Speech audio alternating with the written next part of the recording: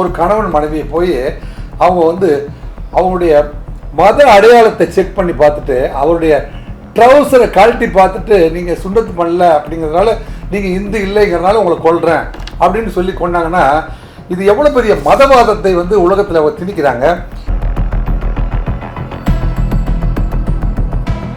ஒரு ஏவுகணையை நம்ம வந்து அவங்களுடைய பார்டரில், பாகிஸ்தான் பார்டரில் கடற்கரை ஓரத்தில் ஒரு ஏவுகணையை வைத்து இதே நேரத்தில் இவர் சைமல்டேனியஸாக இவர்கள் இந்த தாக்குதல் நடத்தி முடித்து விட்டு அவர்கள் வந்து திரும்பி சொல்வதற்குள்ளேயே வந்து அதே தேதியை ஒட்டி அவர்கள் வந்து ஒரு ஏவுகணையை வந்து சோதனை செய்வதற்கும் பாகிஸ்தான் தயாராக இருக்கிறது என்று சொல்லும்பொழுது இது பாகிஸ்தானுக்கு தெரிந்து நடக்கவில்லை என்று பாகிஸ்தான் தலைவர் சொல்வதை நாம் ஏற்பதற்கே தயாராக இல்லை.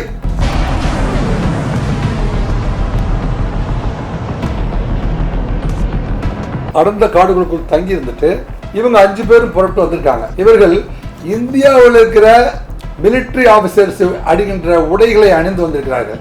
அதில் வந்து ஹெல்மெட் அணிந்திருக்கார்கள். ஹெல்மெட்டில் வந்து ஒயர்லெஸ் கேமராக்களை பொருத்தி கொண்டு வெகு தொலைவில் இருந்து இவங்க பண்ணிட்டு இருக்கிற ஆப்ரேஷனை வந்து ஒரு ஏஜென்சி வந்து அங்கிருந்து கண்காணித்து பார்த்து ரசித்து கொண்டு இருந்திருக்கிறார்கள் என்று சொன்னால், பட்ட பகலில் டே லைட்டில் வந்து துள்ள வந்து படுகொலை செய்யப்பட்ட ஒரு நிகழ்வு. தொய்பா வந்து நான் தான் அதுக்கு இன்சார்ஜ், இவரை தான் வச்சு தான் நான் டிஆர்எஃப் வச்சு தான் நான் பண்ணினேன் அப்படின்னு அவன் டிக்ளேர் பண்ணதுக்கு அப்புறம். சார் வணக்கம். ஜம்மு காஷ்மீர் பஹல்காம் பகுதியில் தாக்குதல் ஈடுபட்ட தீவிரவாதிகளை சுட்டு கொண்டு இருக்காங்க. அதுல தமிழர்களும் பாத்தீங்களா நிறைய பேர் வந்து பாதிக்கப்பட்டு, இது எப்படி நீங்க பாக்குறீங்க? ஏன் இந்த இது? அதாவது ஜம்மு காஷ்மீர் இந்தியாவோடு இணைந்து சுதந்திர காற்றை வந்து ஒமர் அப்துல்லா அவருடைய தலைமையின் கீழே ஜம்மு காஷ்மீர் வந்து ஜனநாயக நடைப்பயணத்தை துவங்கி இருக்கிற பொழுது ஏற்பட்டிருக்கிற ஒரு ஜனநாயக ரீதியான தாக்குதல் என்று சொன்னால் அது மிகையாகாது. இது எப்படி சொல்லணும் அப்படின்னா, 11/12/2023 இந்திய நாடு சுதந்திரம் அடைந்து சுமார் 74 ஆண்டுகளுக்கு பிறகு ஜம்மு காஷ்மீருக்கு கொடுக்கப்பட்டிருந்த சிறப்பு அந்தஸ்து நீக்கப்பட்டு இந்தியாவினுடைய ஒரு மாநிலமாக ஜம்மு காஷ்மீர் சேர்க்கப்பட்டது. அவ்வாறு சேர்க்கப்பட்டு ஜனநாயக ரீதியில் ஒரு தேர்தல் நடந்து இப்போ வந்து திரு ஒமர் அப்துல்லா அவருடைய தலைமையில் ஜனநாயக முறையில் தேர்தல் நடத்தி அந்த ஆட்சியை துவங்கி இருக்கிறது. இந்த சமயத்தில் எப்பவுமே வந்து பாகிஸ்தான் தீவிரவாதிகள் இல்லை, பாகிஸ்தானில் அவங்க வந்து ஒரு அதிபருக்கு கீழே இருந்து பழக்கப்பட்டு போனவர்கள், அவர்கள் ஒரு அதிகாரம் செலுத்தி பழக்கப்பட்டு போனவர்கள் இது போன்ற ஜனநாயக முறையான ஆட்சி அமைப்பை அவங்க விரும்பவில்லை என்று தெரிய வருகிறது. அதனால தான் வந்து பார்த்திங்கன்னா நீண்ட நெடுங்காலமாக வந்து நம்ம எத்தனையோ முறை வந்து இந்தியா அவர்களுக்கு நட்பு நாடாக இருந்து பாகிஸ்தானுக்கு பல்வேறு உதவிகளை செய்த போதிலும் வாகா எல்லையை திறந்து விட்டு போக்குவரத்தை சரி செய்து ஒவ்வொரு சுதந்திர இந்தியாவிலும் நட்புறவை வளர்க்குற அளவுக்கு ஒவ்வொரு சுதந்திர தினத்திலும் பார்த்திங்கன்னா நம்மளுடைய ஜவான்களும் அவங்களுடைய ஜவான்களும் போய் ஒருவருக்கு ஒருவர் பரஸ்பரம் செய்து கொண்டு பரிமாறிக்கொண்டு பரிசுகளை வந்து பரிமாறிக்கொண்டு நம்ம ஊர் மக்களும் அவங்க ஊர் மக்களும் ஒன்றாய் உட்கார்ந்து சுதந்திர தின விழாவை கொண்டாடுவதை நீங்கள் பார்த்திருப்பீர்கள். இதையெல்லாம் பார்க்கிற பொழுது இப்போ வந்து சுவிட்சர்லாந்துக்கு இணையாக இயற்கை, இப்போ ஜவஹர்லால் நேரு அவர்கள் கூட சொல்லும்போது, நான் இறந்த பிறகு என்னுடைய சாம்பலை இந்த ஜம்மு காஷ்மீரில் இருக்கிற பனிப்படலங்கள் எல்லாம் வந்து கொண்டு போய் தூவ வேண்டும் சொன்னாங்க. அந்த அளவுக்கு இயற்கை எழில்மிக்க ஒரு இடம் என்று சொன்னால் அது மிகையாகாது. சுவிட்சர்லாந்தில் மட்டும்தான் வந்து இப்படி ஒரு நேச்சுரல் வேலி ஒன்று இருக்குது. அது உலகத்தில் இருக்கிற எல்லா டூரிஸ்டும் அங்கே வர்றாங்க. பாரத பிரதமர் திரு நரேந்திர மோடி அவர்கள் இந்தியன் டூரிசம் டெவலப்மெண்ட்டில் சிறப்பு அந்தஸ்து கொடுத்து நம்ம நாட்டில் இருக்கிற நேருவால் ரசிக்கப்பட்ட மற்றும் இந்திரா காந்தி அவர்களால் ரசிக்கப்பட்ட இந்தியாவில் இருந்த அனைத்து தலைவர்கள் மட்டுமில்ல, உலகத்தில் இருக்கிற அனைத்து தலைவர்களும், எவரெஸ்ட் சிகரம் அங்கே தான் இருக்குது.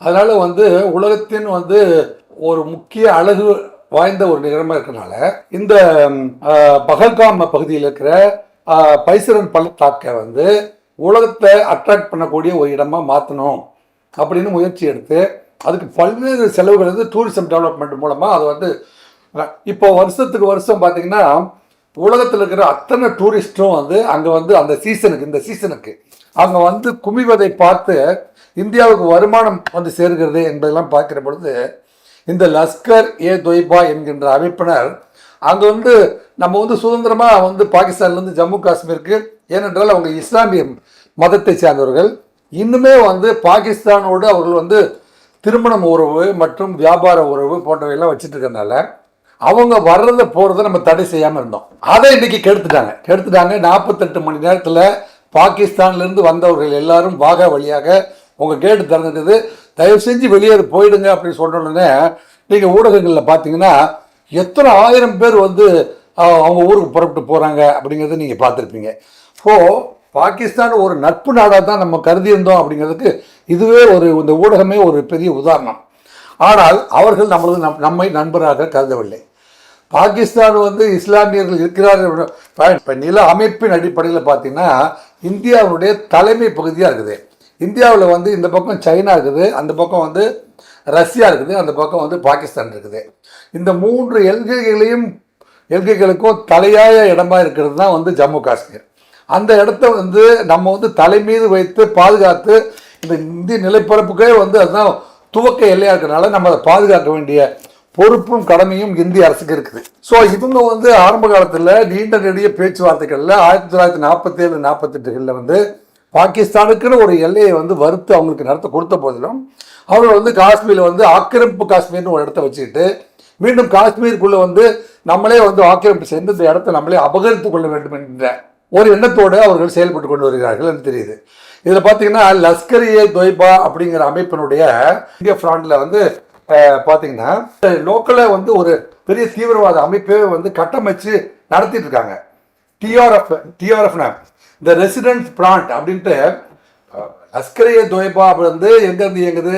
லஷ்கர்-இ-தொய்பா வந்து பாகிஸ்தானுக்குள்ள இருந்து இயங்கி கொண்டிருக்கின்ற ஒரு மிகப்பெரிய தீவிரவாத கூட்டம். இல்லைங்களேன், அவர்கள் வந்து இப்போ நம்ம வந்து இந்தியாவுடன் சேர்க்கப்பட்ட ஜம்மு காஷ்மீரில் தி ரெசிடென்ட் ஃப்ராண்ட் அப்படின்னு சொல்லிட்டு ஒரு ஃப்ராண்டை வந்து ரகசியமாக வச்சுக்கிட்டு அவங்களோட வந்து தொடர்புகளை ஏற்படுத்துவதும் அவர்களோடு வந்து இணையதளத்தின் மூலமாக வந்து தீவிரவாதத்துக்கு ஆள் சேர்க்கிறதையும் தீவிரவாதத்துக்கு பயிற்சிகள் அளிப்பதையும் வந்து தீவிரவாதிகளை கொண்டு வந்து இடங்களெல்லாம் சுற்றி காமிக்கிறதும் என்ன எந்த நேரத்திலாம் தாக்குதல் நடத்தினா வந்து இந்தியாவை திணறடிக்க முடியுங்கிற சிந்தனையில் வந்து இவங்கெல்லாம் வந்து நம்மளை போலவே சாதாரண உடையில் வந்து எந்த நேரம்னா டூரிஸ்ட் பிளேஸு, எவரெஸ்ட்டுக்கு போகிறதுக்கான வழி என்ன, இந்து கோயில்களுக்கு போகிறதுக்கு வழி என்ன, ஜனங்க எந்த சீசனில் எந்த இடத்துல கூடுறாங்க, அந்த இடத்துல வந்து இவங்களுக்கு தாக்குதல் நடத்தி நம்ம வந்து இவங்களை வந்து அவங்க அமைதியை சீர்குலைக்க வேண்டும்.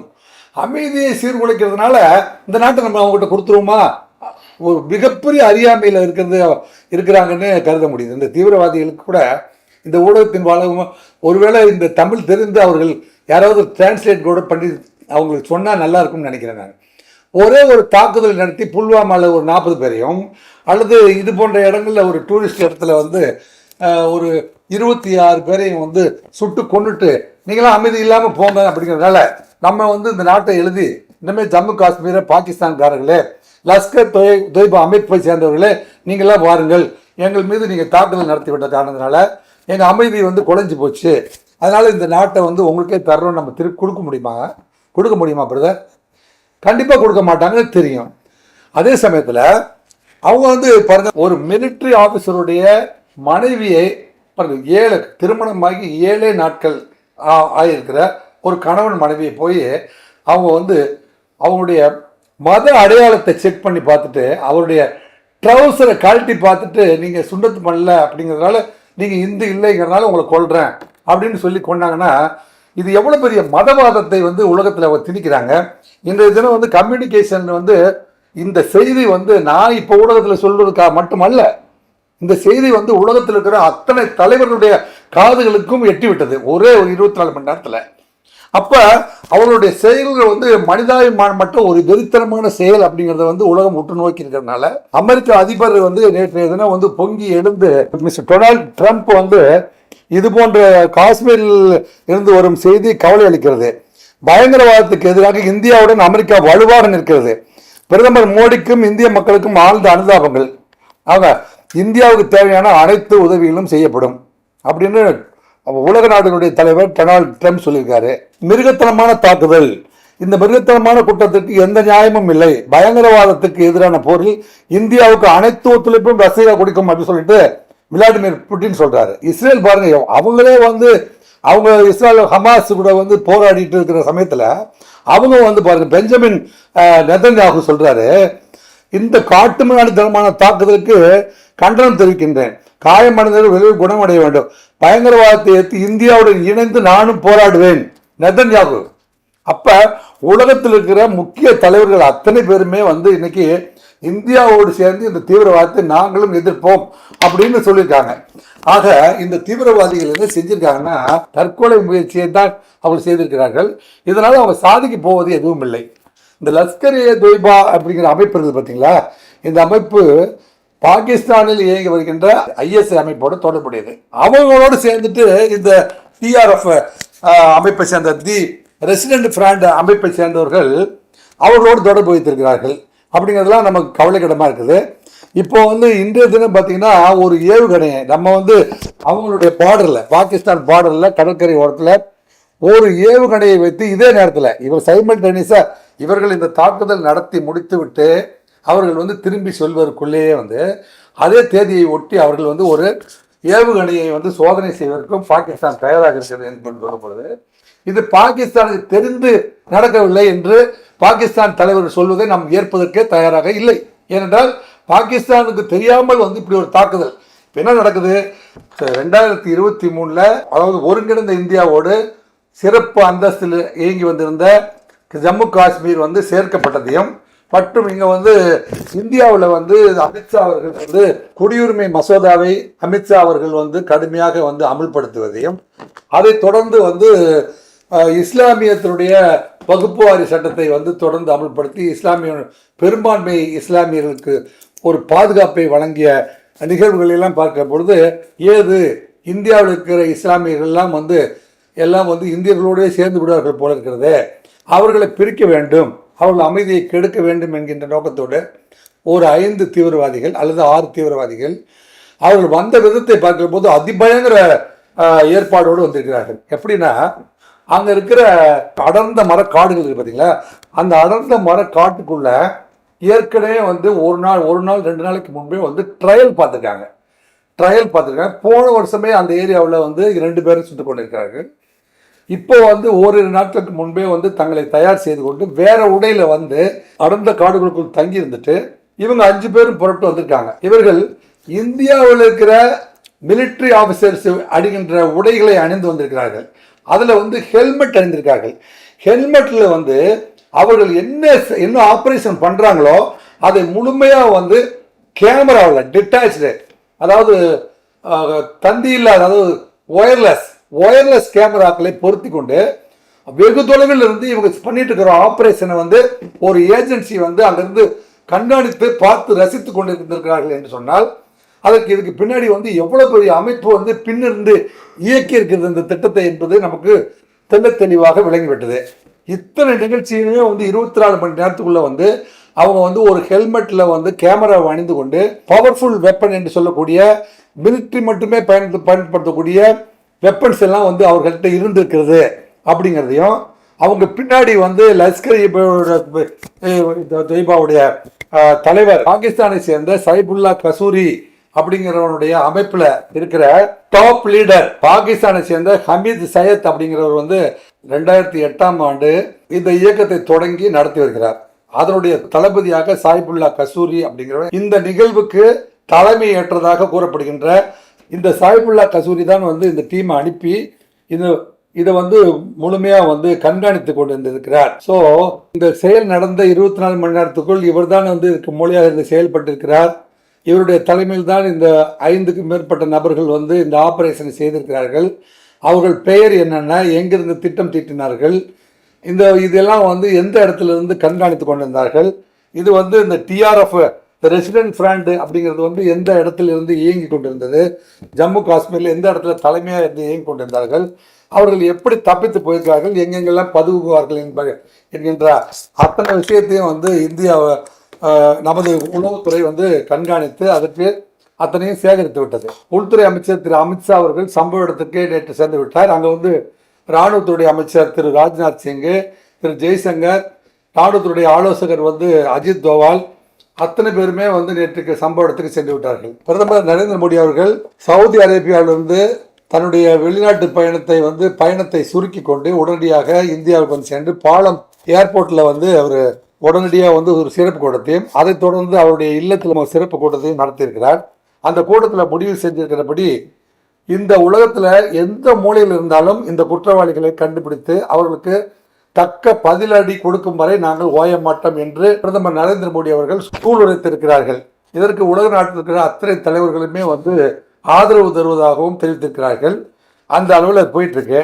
இதில் பார்த்தீங்கன்னா நம்ம இந்தியா இந்த இடத்த டூரிஸ்ட் எவ்வளவு தூரம் நேசிச்சிருக்காங்க அப்படின்னு பார்த்தீங்கன்னா, மகாராஷ்டிராவிலேருந்து 6 பேர், குஜராத்லேருந்து 3 பேர், கர்நாடகாவில் 3, உத்தரகாண்ட்லேருந்து 1, ஹரியானா 1, உத்தரப்பிரதேசத்தில் 1, பீகார்லேருந்து ஒருவர், பஞ்சாப்லேருந்து ஒருவர், கேரளாவிலேருந்து ஒருவர், ஒடிசாவிலிருந்து ஒருவர், ஆந்திராவிலிருந்து ஒருவர், அருணாச்சல பிரதேசத்திலிருந்து ஒருவர். அந்த உள்ளூர்காரரை குதிரை ஓட்டிட்டு இருந்தார் பாருங்க. அவர் இஸ்லாமியர் இருந்தாலும் ஒரு டூரிஸ்ட் இப்படியெல்லாம் அடிச்சு கொள்ளாதீங்கடா அப்படின்னு ஆயுதங்களை புடுங்கி அதை தடுக்க போறாரு. அவரை இறக்க மட்டும் முடியல, அவங்க சுட்டிருக்காங்க. நேபாளில இருந்து அங்கே டூர் வந்த ஒரு நபரையும் சுட்டிருக்காங்க. ஆக மொத்தம் அந்த 26 பேர்ல பார்த்தீங்கன்னா இந்தியாவில் இருக்கிற அத்தனை ஸ்டேட்ல இருந்தும் அங்கே போயிருக்காங்க. தமிழ்நாட்டுக்காரர்கள் மட்டும் தமிழ்நாடு ஹவுஸ்ல கிட்டத்தட்ட 48 பேருக்கு மேல ரெஸ்கியூ பண்ணியிருக்காங்க.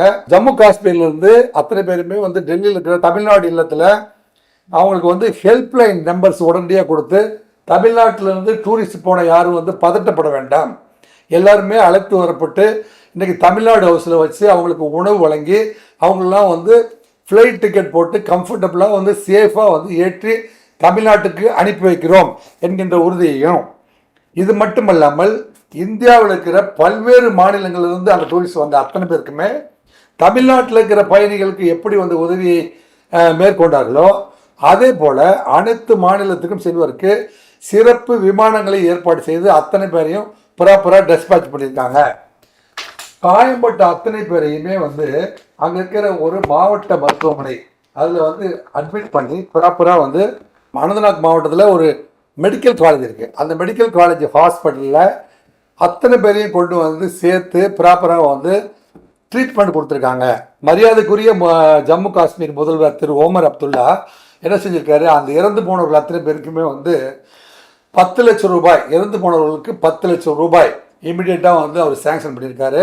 அதில் கொடுங்காயம் ஏற்பட்டவர்கள், அதாவது அதிகப்படியான காயங்கள் ஏற்பட்டவர்களுக்கு 2 லட்சம் ரூபாயும், லேசான காயங்களும் பாதிப்புகளும் ஏற்பட்டவருக்கு குடும்பத்துக்கு 1 லட்சம் ரூபாயும் அறிவித்து அந்த பணத்தையும் இமிடியேட்டாக டிஸ்பேட்ச் பண்ணியிருக்காங்க.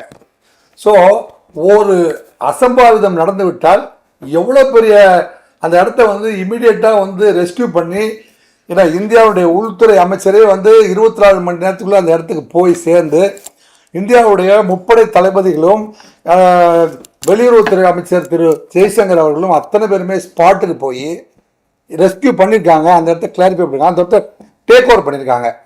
போலீஸ் போயிருக்குது, பார்டர் செக்யூரிட்டி ஃபோர்ஸ் போயிருக்குது, மிலிட்ரி போயிருக்குது, 3 பேரும் சேர்ந்து அந்த இடத்த டேக் ஓவர் பண்ணிட்டாங்க. 100% செக்யூரிட்டியை என்ஷூர் பண்ணிட்டாங்க. இதுக்கப்புறம் அங்கே இருக்கிற போக்குவரத்து அத்தையும் இமிடியேட்டாக சரி பண்ணியிருக்காங்க. பாகிஸ்தான்லேருந்து வந்திருக்கிற அத்தனை பேர்களுமே தயவு செஞ்சு நீங்கள்லாம் உங்கள் ஊருக்கு போயிடுங்க. பாகிஸ்தானுக்கு இனிமேல் ஒட்டும் இல்லை, உறவும் இல்லை, உங்களோட நல்லுறவை நாங்கள் இத்துடன் துண்டித்துக் கொள்கிறோம் என்கின்ற ஒரு கடுமையான முடிவையும் எடுத்திருக்கிறார்கள். இவ்வளவு நாளுமே பாகிஸ்தான் உணவு பஞ்சத்தில் அடிபட்ட போதும், அரசியல் ரீதியாக பாதிக்கப்பட்ட போதும் நம்ம எப்பவுமே நேசக்கரம் நீட்டுவதவே நம்ம ஒரு பழக்கமாக வைத்திருந்த நமக்கு அவர்கள் தொடர்ந்து ஆபத்தையும் அமைதியை குலைக்கும் செயல்களையும் இது மாதிரி கடுமையான இப்போ மும்பையில் தாக்குதல் நடத்துறது, டெல்லியில் தாக்குதல் நடத்துறது, அப்புறமே பார்த்தீங்கன்னா ஜம்மு காஷ்மீரில் தாக்குதல் நடத்துறது, பார்டருக்குள்ளே நுழையிறது. ஏற்கனவே உங்கள் நாட்டில் ஒருவேளை சிறப்பாக உங்களோட சேர்ந்தால் நாங்கள்லாம் சிறப்பாக வாழ்வோம். ஒரு நிலையான அரசே கூட பாகிஸ்தான் அரசு இதுவரைக்கும் அமைத்துக் கொள்ளவில்லை. ஒரு நிலையான அரசோ அல்லது நிலையாக சாப்பிட்றதோ அல்லது நிலையான மருத்துவ வசதியோ நிலையான போக்குவரத்தையோ அல்லது நிம்மதியான வாழ்வியலையோ அமைத்துக் கொள்ள முடியாத ஒரு இயக்கத்தை சேர்ந்தவர்களாக சேர்ந்து ஜம்மு காஷ்மீரை நீங்கள் ஆக்கிரமித்தோ அல்லது ஜம்மு காஷ்மீரில் அமைதியாக வாழ்கின்ற மக்களை நீங்கள் துன்புறுத்தியோ அல்லது அவருடைய அமைதியை சீர்குலைத்தோ நீங்கள் என்ன சாதிக்க போகிறீர்கள் என்று கேட்க தோணுகின்ற அளவிற்கு இந்த நிகழ்வுகள் அமைந்திருக்கிறது. எனவே இந்தியா ஒரு ஆபத்தான சூழ்நிலை ஏற்படும் போது அது தன்னைத்தானே 24 மணி நேரத்துக்குள்ளே தகவமைத்துக் கொள்ளும் என்பதையும் பாரத பிரதமர் அவர்களும் உள்துறை அமைச்சர் அவர்களும் என்ன சொல்றாங்கன்னா, இதை நாங்கள் ஈஸியாக கடந்து இதனால நாங்கள் பெருசாக ஸ்ட்ரக் ஆகி போயிட மாட்டோம், இதை தாண்டி வந்துடுவோம், மீண்டு வந்துடுவோம், ஆனால் வந்தாலும் உலகத்தில் எந்த மொழியில் இருந்தாலும் இந்த தாக்குதலுக்கு யாரெல்லாம் காரணமாக இருந்தார்களோ அவர்களை இந்த உலகத்தில் எந்த மொழியில் இருந்தாலும் அடையாளம் கண்டு பதிலடி கொடுக்காமல் விடப்போவதில்லை என்று சூழலித்திருக்கிறார்கள். இதை இந்திய மக்கள் அத்தனை பேருமே அந்த சூளுரையை ஏற்றிருக்கிறார்கள், ஆதரவு தெரிவித்துக் கொண்டு வருகிறார்கள். எனவே நடவடிக்கைகள் தொடரும், அதை நான் பார்ப்போம் என்று இதன் மூலமாக தெரிவித்துக் கொள்ள கடமைப்பட்டிருக்கின்றேன். சார், இந்த குழுவை வந்து தீவிரவாத குழுன்னு சொல்லிட்டு 2023 இந்திய அரசு அறிவிச்சிருந்தாங்க. ஸோ அறிவிக்கின்ற பொழுது கூட வந்து ஏன் வந்து ஐபியும் வந்து ரிசர்ச் அனலிஸ்ட் ரா என்ற அமைப்பும் ஏன் வந்து அவங்களை வந்து கண்காணிக்கல? ஸோ இந்த வந்து கண்காணிப்பு தவறுதனால தான் இந்த இதுவா? அதாவது கடந்த மார்ச் 28 கூட இதே மாதிரி வந்து ஊடுருவல் ஏற்பட்டுச்சு. அதில் வந்து 3 தீவிரவாதிகளை நம்ம சுட்டு கொண்டு இருக்கோம். இவங்க வந்து கிட்டத்தட்ட ஒரு 10-15 ஆண்டுகளாகவே வந்து நம்ம வந்து ஐபி ரா டிபார்ட்மெண்ட்டு போன்ற அத்தனையுமே வந்து தொடர்ந்து கண்காணித்து கொண்டிருக்கிற போதிலும் இவங்க வந்து இந்த ரெசிடென்டல் ஃப்ராண்ட் டிஆர்எஃப்னு இருக்காங்க பார்த்தீங்களா, இந்த ரெசிடென்டல் ஃப்ராண்ட் வந்து அவங்க என்ன செய்கிறாங்க, அவங்க வந்து பாகிஸ்தானியர்களை வந்து கெஸ்ட்டாக வர வச்சு என்னங்க இவங்க வந்து இணையதளத்தின் மூலமாக வந்து அவங்க வந்து டார்க் வெப்லாம் கிரியேட் பண்ணிட்டு இன்டர்நேஷனலாக வந்து ஆட்களை சேர்த்து கொண்டு நம்மளுடைய கம்யூனிகேஷனுக்கு எட்டாத தீவிரவாதத்தை அவர்கள் வந்து இங்கே கொண்டு வந்து அமல்படுத்த முயற்சி செய்து கொண்டிருக்கிறார்கள். இந்த கண்காணிப்பு ஏன் மிஸ் ஆகுது அப்படின்னா, ஐஎஸ் பயங்கரவாத அமைப்பினுடைய தலைமைச் செயலகம் வந்து பாகிஸ்தானில் மட்டும் அல்ல, இது அரேபிய நாடுகளில் பல்வேறு இடங்களில் வந்து அவங்க இருக்காங்க. எந்த இடத்துல இருந்து அவங்க சமீட்சைகளை வந்து ஒரு இடத்துக்கு அவங்க இடத்த மாற்றிட்டே இருப்பாங்க. அந்த ஐஎஸ்ஐ அமைப்பினுடைய ஒரு கிளை அமைப்பாகத்தான் வந்து லஷ்கர்-இ தொய்பா இருக்கிறது.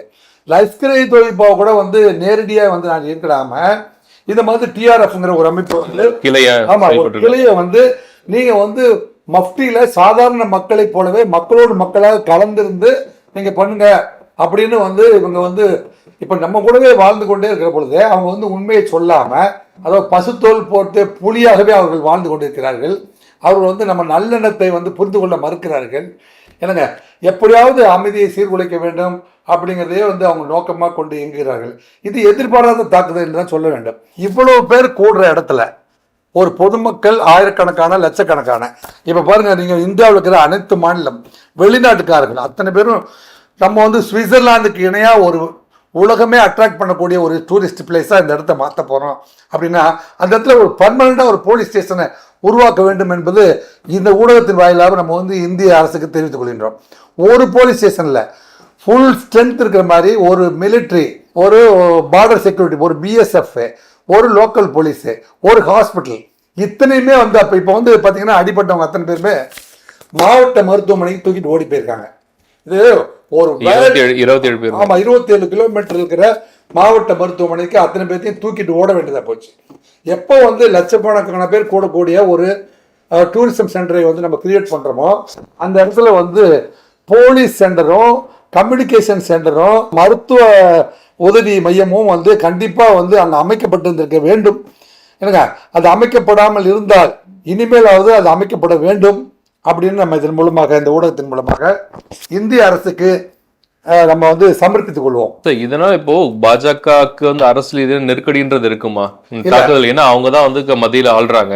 ஸோ அவங்களோட கண்ட்ரோல்ல தான் ரா இருக்கு, ஐபிஎஃப் எல்லாமே இருக்கு. ஸோ ஐபிஎஃப் இருக்கும்போது இப்போ வந்து அரசியல் சார்ந்த விஷயமாவும் கூட வந்து இது எதிர்கட்சிகள் இது பண்ணலாம் இல்லையா?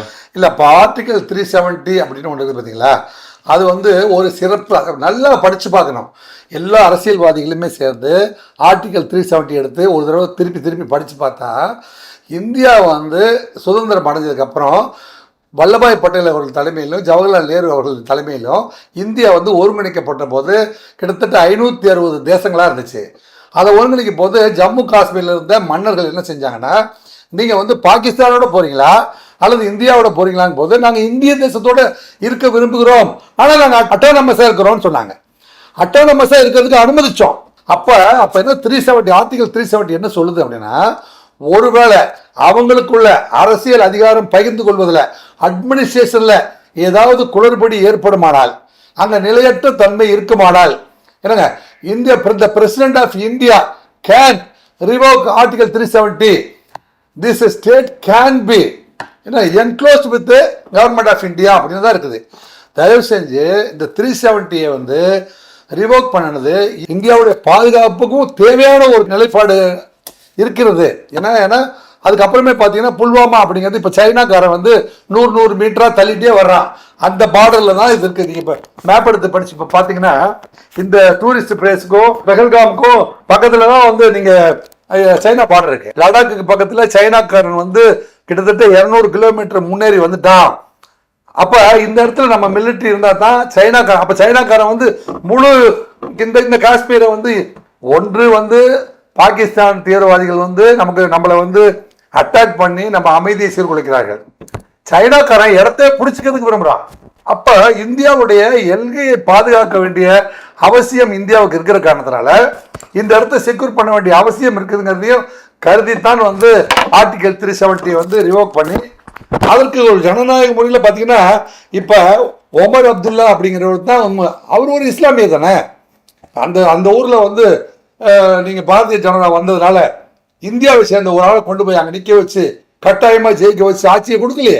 அங்கே இருக்கிற ஒருவரை அவங்களுக்குள்ளே இருக்கிற போட்டியிலேயே வந்து யார் மக்கள் தேர்ந்தெடுத்து அவர்களுக்கு தான் ஆட்சியை கொடுத்துருக்குது. சார் அப்படி நீங்க பார்த்தாலும் இப்போ வந்து பீகார் சட்டமன்ற தேர்தல் நெருங்குது. இப்போ இந்த நேரத்துல தீவிரவாத தாக்குதல் வந்து நடந்ததுல தற்செயலானதா அப்படின்னு ஒரு கேள்விக்குறியும் வருது இல்ல? கேள்விகளுக்கு ஒரு இன்டர் கனெக்ஷன் இருக்கிறதா எனக்கு தெரியல. ஏன்னா என்னுடைய உறவினர்கள் 26 பேர் வந்து பட்ட பகல்ல டே லைட்ல வந்து துள்ள வந்து படுகொலை செய்யப்பட்ட ஒரு நிகழ்வு. இதுக்கு வந்து பார்த்தீங்கன்னா டிஆர்எஃப்பும் அங்கே இருக்கிற ஒரு லஷ்கர் தொய்பாக்காரன் வந்து டிக்ளேர் பண்ணுறான். தொய்பா வந்து நான் தான் இதுக்கு இன்சார்ஜ், இவரை வச்சு தான் நான் டிஆர்எஃப் வச்சு தான் நான் பண்ணினேன் அப்படின்னு அவன் டிக்ளேர் பண்ணதுக்கப்புறம் இது வந்து இல்லை இதெல்லாம் வந்து பீகார் எலெக்ஷனுக்கும் மத்திய பிரதேச எலெக்ஷனுக்கும் தொடர்பு இருக்குதா, இதெல்லாம் அது அப்படியெல்லாம் சில புரிதல் இல்லாத அரசியல்வாதிகள் பேசினா அது நியாயம் இல்லை. பாரத பிரதமர் வந்து சவுதி அரேபியாவில் வந்து ஸ்பெஷல் ஃப்ளைட் பிடிச்சி வராரு. ஸ்பெஷல் ஃப்ளைட் வரும்போது அவர் பாகிஸ்தானை தவிர்த்து வேற ரூட் எடுத்து வர்றாரு. பார்த்தீங்களா? அவர் வந்து நான் பாகிஸ்தானோட ரூட்லேயே அவர் பயணம் பண்ணல. அப்புறம் சவுதி அரேபியாவுக்கு இங்கிருந்து வந்து பாரத பிரதமர் போகிற பொழுது நம்ம பார்டர் தாண்டின உடனே வந்து அவங்க ஃப்ளைட்டு 2 ஃப்ளைட் வந்து சைடில் எஸ்கார்ட் பண்ணி பாரத பிரதமரை வந்து சேஃபாக கொண்டு போய் அங்கே சேர்த்தாங்க. இதெல்லாம் வந்து தன்னிச்சையாக நடந்தது அல்ல. இந்தியாவில் இருக்கிற தலைவர் பாரத பிரதமர் நரேந்திர மோடி அவர்களும் ராஜ்நாத் சிங் அவர்களும் ஜெய்சங்கர் அவர்களும் அமித்ஷா அவர்களும் வந்து இந்தியாவுடைய எல்லை மாநிலங்களில் அல்லது எல்லை நாடுகளோடு தொடர்பு ஏற்படுகிற பொழுது நம்ம எவ்வளோ கேர்ஃபுல்லாக ட்ராவல் பண்ணணுங்கிறத கூட வந்து அவங்க வந்து கணக்கிட்டு இருக்கிறார்கள். ரொம்ப கேர்ஃபுல்லாக தான் வந்து ட்ராவல் பண்ணுறாங்க, நாகரிகமாக நடந்து கொள்கிறார்கள், எல்லைகளை மதிக்கிறார்கள். சைனா கூட வந்து சண்டையில் கூட வந்து கூப்பிட்டு மறுபடியும் மகாபலிபுரத்தை வந்து பாடுறேன், நாங்கள் ஒரு அமைதியான ஒரு வாழ்வியல் அமைச்சிருக்கிறோம்ப்பா, நீங்கள் உங்கள் பார்டரோடு நின்றுக்குங்க, நாங்கள் எங்கள் பார்டரோடு இருந்துக்கிறோம் அப்படிங்கிறது தான் நம்ம திருப்பி சொல்கிற மொழியை. ஏதாவது ஒரு பார்டரை ஏன் இந்த கச்சத்தீவு கூட நேற்று கூட ஸ்ரீலங்காவில் இருக்கிற அதிபர் வந்து இங்கே விருந்தினராக வராரு, திருப்பதி கோயிலுக்கு போகிறாரு, இல்லை கச்சத்தீவை கொடுத்துட்டு போடா அப்படின்னு சொல்ல கொடுத்துட்டு போயிடுவான். அப்படி கேட்கலையே நம்ம. கச்சத்தீவை வந்து நீங்கள் வாங்கியிருக்கீங்க, ஒரு சூழ்நிலையிலும் வாங்கியிருக்கீங்க, அதுக்கு நடுவில் ராமர் பாலம் இருக்குது, நமக்கும் உங்களுக்கும் ஒரு உறவு இருக்குது, இங்கேருந்து வந்து கடல் வழி போக்குவரத்தை நாங்கள் ஏற்படுத்தி பண்ணி கொடுக்குறோம், நல்லுறவை ஏற்படுத்த தான் நம்ம விரும்புகிறோம். ஆனால் வந்து சைனா வந்து அதை பார்த்திங்கன்னா ஒரு 2-3000 ஏக்கர் நிலத்தை வாங்கி நம்ம பார்டரில் வந்து என்னங்க ஆயிரக்கணக்கான அடுக்குமாடி கட்டடங்களை கட்டி கொண்டிருக்கிறார்கள். அங்கேருந்து ஒரு ஏவுகணை சோதனை பண்ணுறேன் அப்படின்னா அந்த ஏவுகணை சோதனைகள் எதை நோக்கி இருக்கும் அப்படிங்கிறதெல்லாம் நம்ம பாதுகாப்புக்கு சற்று அச்சுறுத்தலாக இருக்குதா இல்லையா? ஸோ நம்ம இந்தியாவுடைய தரைப்படை, வான்படை மற்றும் கப்பல் படை அத்தனையுமே வந்து ஒரு உறுதியான, ஏன்னா இந்திய நாடு பார்த்திங்கன்னா 1947க்கு முன்பு அப்படின்னு எடுத்துட்டிங்கன்னா 560 தேசங்களாக தான் இருந்தது.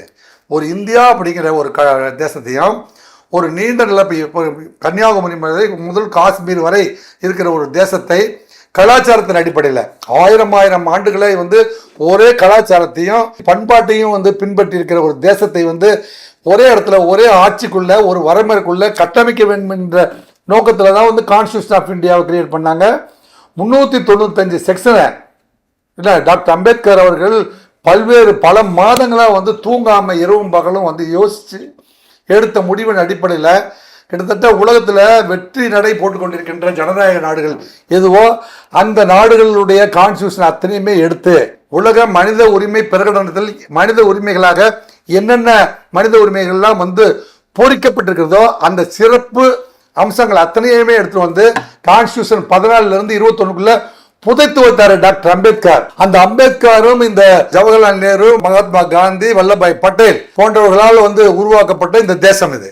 என்னங்க, இந்த தேசம் நமக்காக வந்து 47ல உருவாக்கி 50ல கட்டமைக்கப்பட்டதுக்கு பிறகு இந்த தேசத்தை வந்து ஆபத்தில்லாத தேசமாய் காக்க வேண்டும் என்கிறதுல வந்து மாற்று கருத்து இருக்க முடியாது. இப்போ மத்தியில் கூட்டாட்சி, மாநிலத்தில் சுயாட்சி அப்படிங்கிறதுலாம் வந்து வேற கோஷம். இது நம்ம அண்ணன் தம்பி பங்காளி சண்டை. இதுக்கும் வெளிநாட்டுக்காரன் வந்து ஒருத்தர் நம்மளை வந்து நமது அமைதியை சீர்குலைப்பதோ நம்ம மீது தாக்குதல் நடத்துறதோ இந்த சப்ஜெக்ட் வேற அப்படிங்கிறத வந்து இந்தியாவில் இருக்கிற அத்தனை மக்களும் தயவு செஞ்சு புரிந்து கொள்ள வேண்டிய சூழ்நிலை நம்ம இருக்கிறோங்கிறத தயவு செய்து உணர வேண்டும் என்று இந்த நேரத்தில் வந்து கைகூப்பி அனைவரையும் நான் கேட்டுக்கொள்கின்றேன். சார், இப்போ 48 மணி நேரத்துல வந்து பாத்தீங்கன்னா வந்து பாகிஸ்தானர்கள் வந்து இங்கிருந்து போங்க, வாகா எல்லை வழியா போகன்றாங்க. இப்போ அவங்கள வந்து இந்தியர்களும் நீங்க வெளில போங்க அப்படின்னும் போது வந்து வாழ்வியல்னு ஒரு விஷயம் பாதிக்கப்படுது இல்லையா? நீங்க சொன்னது சரிதான். பஞ்சாபை சேர்ந்த சிலர் வந்து பாகிஸ்தான்ல வந்து இன்னுமே வந்து திருமண உறவுகளை வைத்திருக்கிறார்கள். இப்போ ஒரு வாரத்துக்குள்ள வந்து ஒரு பாகிஸ்தான் பெண்ணை வந்து பஞ்சாப்காரர் திருமணம் பண்ண வேண்டியது, கல்யாணம் நின்று போச்சு. இந்த பக்கம் இருந்து அந்த பக்கம் போக முடியாது. அந்த மாப்பிள்ளை வந்து ரொம்ப சோகத்தோடு ஒரு பேட்டியை கொடுத்துருக்கிறார். அதை காலையில் பார்க்கும்போது பரிதாபமாக இருக்குது, தவிர்க்க முடியாது. இப்போ பார்த்தீங்கன்னா தமிழ்நாட்டில் இதனுடைய எஃபெக்ட் என்ன பார்த்தீங்கன்னா, தமிழ்நாட்டில் பாகிஸ்தான்லேருந்து வருகை தந்திருக்கிறவர்கள் எத்தனை பேர் அப்படிங்கிறத வந்து ஏர்போர்ட்லேருந்து இப்போ இமீடியட்டாக நம்ம வந்து 24 ஹவர்ல லிஸ்ட் எடுத்துக்கிறோம். இவங்களெல்லாம் வந்து யார் யாரு எங்க தங்கியிருக்கிறாங்க அப்படின்னு பார்த்தா அத்தனை பேருமே அப்போலோ ஹாஸ்பிட்டல், மெட்ராஸ் ஜிஹெச்ல ட்ரீட்மெண்ட்டுக்கு வந்த உடனே அவங்க ஊர்ல வந்து நல்ல கண் டாக்டர் இல்லை, அவங்க ஊர்ல நல்ல பல் டாக்டர் இல்லை, அங்க மியாட் ஆஸ்பத்திரி இல்லை, அங்க அப்போலோ ஆஸ்பத்திரி இல்லை, அங்க நல்ல டெலிவரி கிடைக்கல, இதயம் அடைப்பு, என்னங்க மூக்கடைப்பு, கண்ணடைப்பு, காதடைப்பு போன்றவெல்லாம் வந்து பிரத்யோகமா ஆபரேஷன் பண்ற மருத்துவமனைகள் அங்க இல்ல. அதனால வந்து தமிழ்நாட்டை நோக்கி வந்து பாகிஸ்தானியர்கள் இத்தனை பேர் வந்திருக்கிறார்கள் அப்படிங்கிறதையும் நம்ம கணக்கெடுத்து பாதுகாப்பா நம்ம இப்போ கூட வந்து பாரு, ஏன்னா நீங்க பாகிஸ்தான்ல எங்கிட்ட லஷ்கர் தொய்பா வந்து இந்தியர்களை தாக்கி விட்டது, அதனால நாங்க ஒரு 4 பேர்த்த தாக்குறோம்னு தமிழ்நாட்டில் யாராவது தாக்கியிருக்கோமா? அது இந்தியாவில் ஏதாவது தாக்குதல் நடந்திருக்குதா? சோ சகிப்புத்தன்மை ஒன்றே இந்தியர்களுடைய மிகப்பெரிய சொத்து. இந்தியா என் தாய்நாடு, இந்தியர் யாவரும் என் உடன் பிறந்தோர் அப்படின்னு சொல்லாம ஒன்று எங்கள் ஜாதியே, ஒன்று எங்கள் நீதியே, உலக மக்கள் யாவரும் ஒருவர் பெற்ற மக்களே அப்படிங்கிற சிந்தனைக்குள் உள்ளடங்கிறது தான் வந்து உலகம் யாவையும் தாமுல வாக்களும் அப்படிதான் சொல்றாங்க. யாதும் ஊரே யாவரும் கேளீர். இந்தியா எங்க ஊர் இந்தியாவுக்காரங்களாம் கேளீர்னு சொல்லல, கடியன் போங்கட்டனர். யாதும் ஊரே யாவரும் கேளீர். இதுதான் வந்து இந்திய நாட்டினுடைய பெருமை, தமிழர்களுடைய பெருமை, தமிழுடைய கலாச்சாரத்தினுடைய பெருமை. இது வந்து அந்த ஊர்ல இந்த பாடமெல்லாம் சொல்லி கொடுக்காதனால அவங்க வாழ்நாள் முழுவதும் பிறர் எதிரியாவே கருதி கொண்டிருக்கிறார்கள். அவங்க கூட வந்து இந்த ஊர்ல நம்ம ஊர் பள்ளிக்கூடத்துல படிக்க வந்தாங்கன்னா இது போன்ற அறம் சார்ந்த கருத்தியர்களை அவங்க மனசுல பதிய வச்சு அனுப்பலாம். அப்படின்னா ஒருவேளை உங்களுக்கு அறம்னா என்ன, அன்புனா என்ன புரியும். அப்படின்னா இல்லாம பாத்தீங்கன்னா மனசார ஒரு மனைவியுடைய கண் முன்னாடி ஒருத்தனை வந்து சுட்டு கொல்றான், என்னையும் சுட்டு கொண்டுறா, என் கணவன் போனதுக்கு பிறப்பு இந்த உயிர் எனக்கு எதுக்கு அப்படின்னு அவ காலை பிடிச்சி கெஞ்சுறா. அவர் சொல்றான், நான் வந்து இந்த மாதிரி சுட்டு கொண்டேன்னு உங்க மோடி கிட்ட போய் சொல்லு அப்படின்ட்டு கடந்து போனானே, அவனுடைய நெஞ்சுக்குள்ள எவ்வளவு பெரிய வன்மம் நேர்ந்தது பாருங்களேன். அவ்வளவு பெரிய வன்மத்தை இந்தியாவில் இருக்கிற மிலிட்ரி மேன் கூட வைக்க மாட்டான்.